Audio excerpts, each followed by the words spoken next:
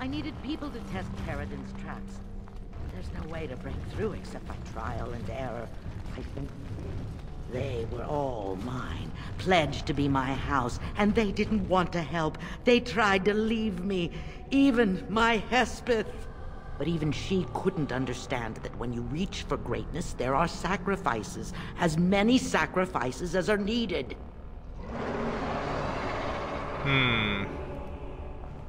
Sometimes the amount of sacrifice just isn't worth it. Here we go. Here we go! I have no idea how they carried on, holding my hand and begging to die. They had pledged me their loyalty. They had no right to fight me. They say your order is renowned for its wits as well as its brawn. Perhaps you'll do better than my poor clansmen. There's something about this place. It makes people despair. Gee, I wonder why. There was one other previous time that she was talking to us, but I was in the midst of fighting. And basically, she gave the explanation that she allowed the women of her house to become brood mothers so that they would birth darkspawn, and then she would force the darkspawn down through these tunnels into Caridin's protective traps in the hope that some of them would break through and thus give her access to the Anvil.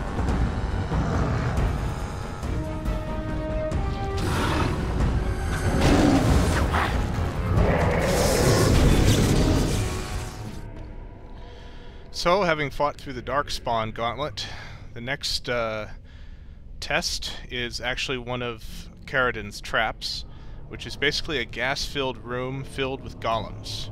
So, of course, the gas will hurt you, but it won't hurt the golems. And so,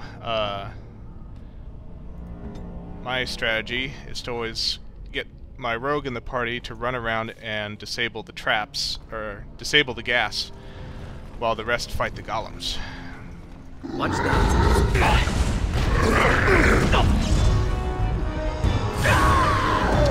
There are switches over here next to the doors.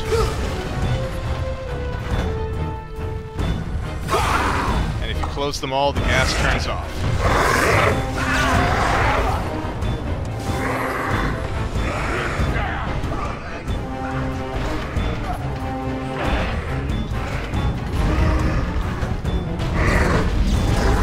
So, there we go. They'll never know what hit him. Now it's just a matter of taking down the golems.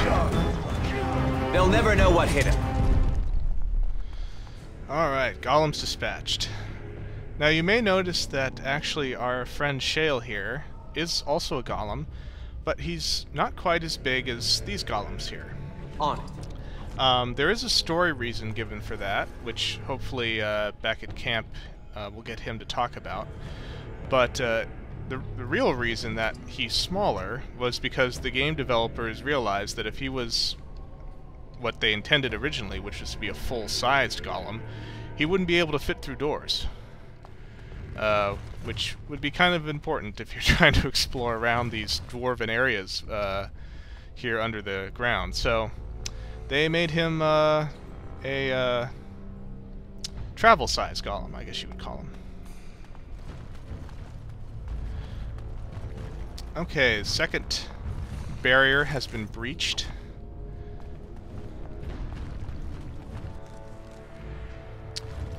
Oh, I guess I should say the first half. The second half here is, once again, another golem gauntlet. So let's fight our way through that.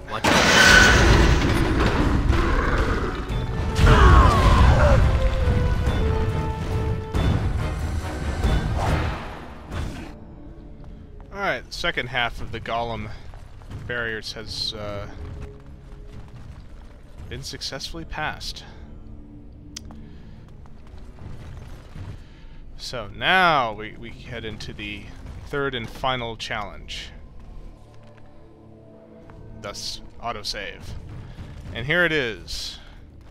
It's basically a large kind of rotating turret, and it's surrounded by 4 anvils. Kind of fitting, I guess.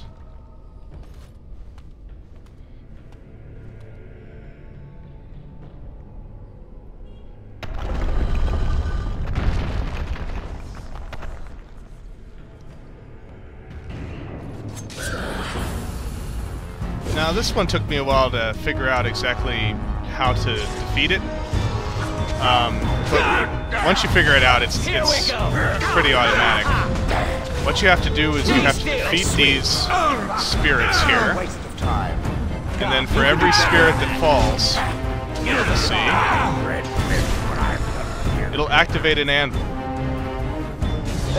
You can then use that to fire on the central pillar, which will be attacking you the whole time.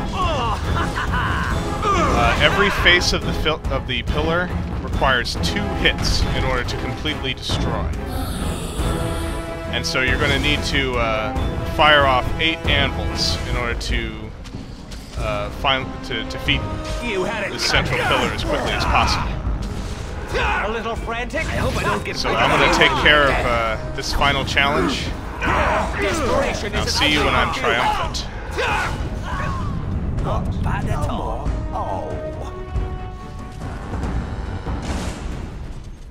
Alright. Final barrier has been defeated, and the way is open to the anvil.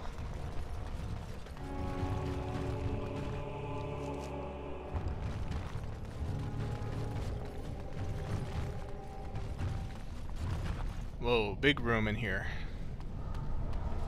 And a lot of golems.